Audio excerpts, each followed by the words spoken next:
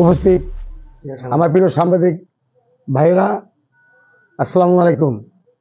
আমি আপনাদের মাধ্যমে এই প্রেস কনফারেন্সের মাধ্যমে আমি জাতির কাছে কিছু বলতে চাই। আপনারা অবগত আছেন, এই শরীয়তপুর সদর উপজেলা পরিষদ নির্বাচন 2024 21 তারিখে নির্বাচন অনুষ্ঠিত হবে। সেই নির্বাচনে আমি একজন জনগণের মনোনীত প্রার্থী। আমি সরকারের সকল বিধি মেনেই নির্বাচন করতেছি। গত 6 তারিখে আমি মাত্রা পাওয়ার পর থেকে অদ্য পর্যন্ত আমি এবং আমার পরিবার এবং আমার সমর্থক এবং কর্মীবৃন্দ আমরা ভোটের জন্য কোথাও যেতে পারি না, প্রচার প্রচারণা করতে পারি না।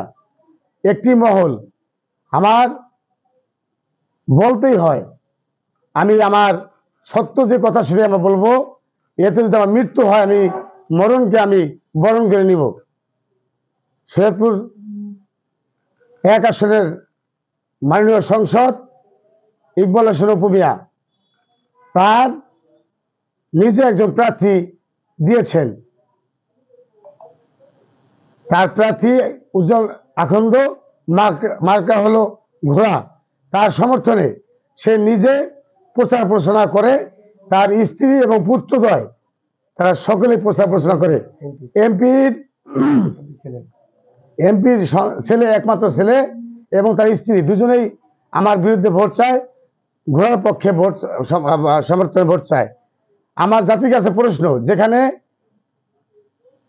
বাংলাদেশ আওয়ামী লীগের মাননীয় প্রধানমন্ত্রী জননেত্রী শেখ হাসিনা এবং দলের হাইকমান্ড যে সিদ্ধান্ত নিয়েছেন, দলের কোনো সমর্থন নাই, প্রতীক নাই, এখানে যার খুশি সে নির্বাচন করতে পারবে। আমি সেই আলোকে নির্বাচন করতেছি।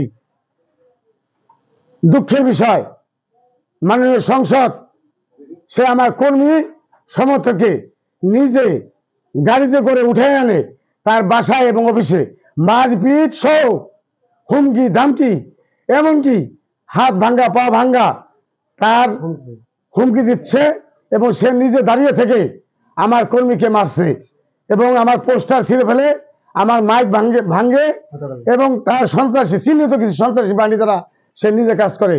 আমি জাতির কাছে মুক্তি চাই, আমি জান ভিক্ষা চাই, আমি নির্বাচন করতে চাই, আমি এই নির্বাচন সুষ্ঠু বা নিরপেক্ষ নির্বাচন চাই, আমি প্রতিযোগিতামূলক নির্বাচন চাই। আমি জাতির কাছে জানতে চাই, আমার নির্বাচন করা কি অপরাধ? আজ আমরা ঘরবন্দি, এই এমপির অত্যাচার নির্যাতনে আমরা ঘরের থেকে বাইরে হতে পারি না। আমার অনেক কথা আছে, আমি এখন বলবো না, আরো পরিপ্রেক্ষিতে আমি বলবো। তবে আমি একটা কথা বলতে চাই, আমি দাবি জানাতে চাই নির্বাচন কমিশনকে, আমি দাবি চাই এসপি মহোদয়কে।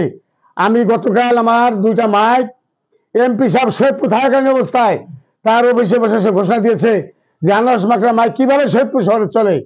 তাৎক্ষণিকভাবে তার কিছু গুন্ডা পান্ডা আমার মাইক ছিনতাই করে নিয়ে গেছে। আমি ওসি সাহেবকে একেবারে 7 বার তাকে ফোন দিয়েছি, সে আমার ফোন রিসিভ করে নাই।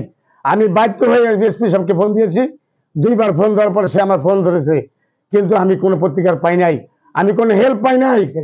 আমি জানি না, আমি রিটার্নিং অফিসারকে আমি ফোন দিয়েছি, আমি জানি না ওসি কার নির্বাচন করে, সে কার পকেটের লোক। আমি নির্বাচন করতে চাই এবং আমার এই লাইফের মাধ্যমে আমি আমার সৈয়দপুর সদর উপজেলাবাসীকে আশ্বস্ত করতে চাই, আমার জীবনে 1 বিন্দু রক্ত থাকাকালীন অবস্থায় আমি মাঠ ছাড়বো না। আমি আপনাদের পাশে থেকেই নির্বাচন করব।